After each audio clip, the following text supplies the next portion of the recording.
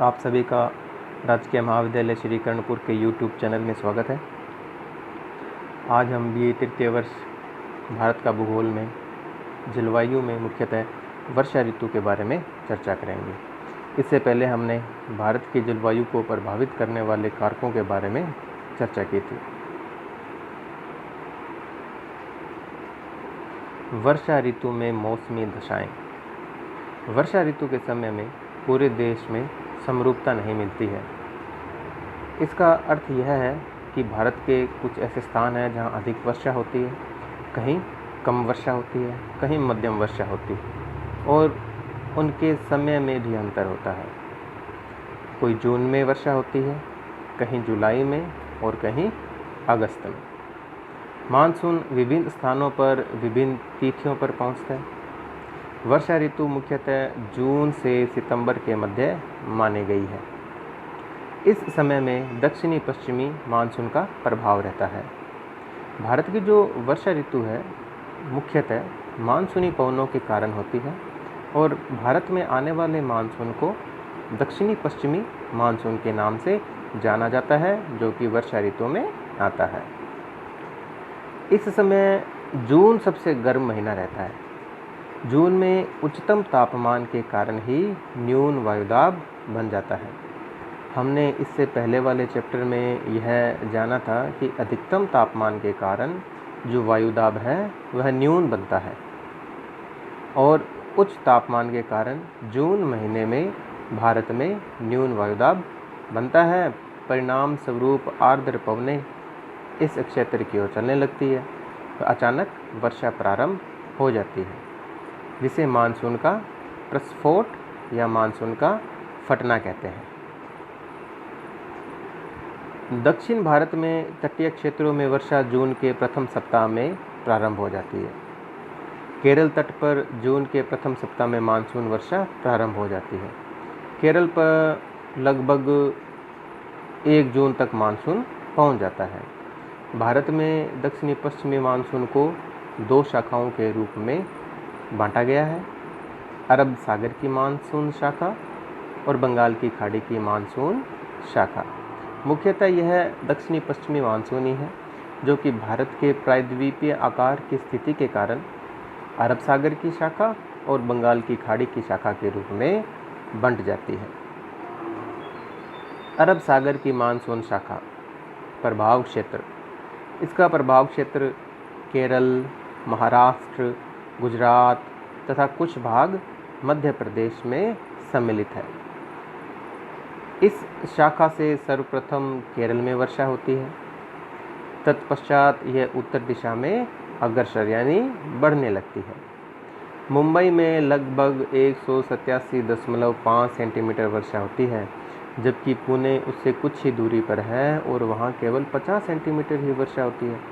इसका कारण क्या है कि जो मुंबई है वह पश्चिमी तट पर स्थित है और उसके एक और पश्चिमी घाट है और जो पुणे है वह पश्चिमी घाट के दूसरी ओर है। इसलिए वो पवन विमुखी ढाल है और पवन विमुखी ढाल पर वर्षा कम होती है। गुजरात होती हुई यह राजस्थान में तथा गंगा के मैदान में पहुंचती है। अरब सागर की शाखा गुजरात होती हुई राजस्थान और फिर गंगा के मैदान में पहुंचती है। चूँकि राजस्थान में अरावली के इन पवनों के समानांतर अवस्थित होने के कारण वर्षा नहीं हो पाती।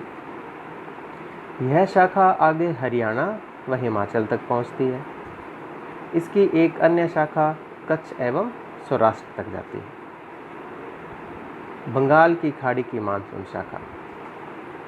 मानसून की यह शाखा बंगाल की खाड़ी से उत्तर की ओर चलती है। म्यांमार देश में अराकान पहाड़ियों से मुड़कर इसका एक भाग भारतीय उपमहाद्वीप में पहुंचता है। ये पवनें पश्चिमी बंगाल व बांग्लादेश में प्रवेश करती है। हिमालय के प्रभाव तथा उत्तरी पश्चिमी भारत में बने न्यून वायुदाब, उत्तरी पश्चिमी भारत यानी राजस्थान, पंजाब, हरियाणा, यहाँ अधिक गर्मी, अधिक तापमान के कारण वायुदाब बन जाता है न्यून, जिससे हवाएं उच्च वायुदाब से न्यून वायुदाब की ओर चलती है। जैसा कि हम जानते हैं, सागर और महासागर पर वायुदाब ग्रीष्म ऋतु में उच्च रहता है, जबकि स्थल भागों पर अधिक तापमान के कारण वायुदाब न्यून रहता है। तो जो हवाएं हैं वह जल से स्थल की ओर चलती है। हिमालय के प्रभाव उत्तरी पश्चिमी भारत में बने न्यून वायुदाब के कारण इसकी एक शाखा गंगा के मैदान से होते हुए पंजाब तक पहुंचती है। दूसरी शाखा ब्रह्मपुत्र घाटी की ओर मुड़कर उत्तरी पूर्वी भारत में वर्षा करती है। इसी ब्रह्मपुत्र घाटी की ओर जो शाखा जाती है, उसकी एक लघु शाखा मेघालय की गारो, खासी, जयंतिया पहाड़ियों की ओर मुड़ जाती है। हम सभी जानते हैं कि मासिनराम में विश्व की सबसे अधिक वर्षा होती है। उसका कारण यह है कि जो मासिनराम में घाटियां हैं, पहाड़ियां हैं, उनका आकार कीपाकार है, जिसमें पवन प्रवाह आकस्मिक रूप से ऊपर उठता है और भारी वर्षा करता है।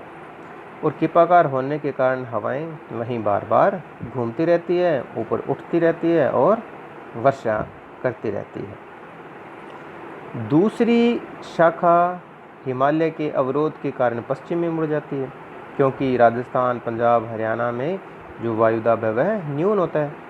यह बंगाल, बिहार, उत्तर प्रदेश तथा पंजाब में वर्षा करती है। हिमालय पर्वतीय भागों में भी वर्षा पूर्व से पश्चिम की ओर घटती जाती है, क्योंकि जैसे जैसे ये हवाएं सागर से स्थल की ओर जाती है, पश्चिम बंगाल, बिहार, उत्तर प्रदेश, तो ये वर्षा करती जाती है। तो इन हवाओं में नमी की मात्रा कम हो जाती है। उसी प्रकार से जो वर्षा की मात्रा है वो भी पूर्व से पश्चिम की ओर घटती जाती है।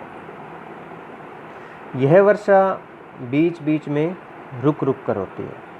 कभी वर्षा हो गई, कभी वर्षा का अंतराल आ गया।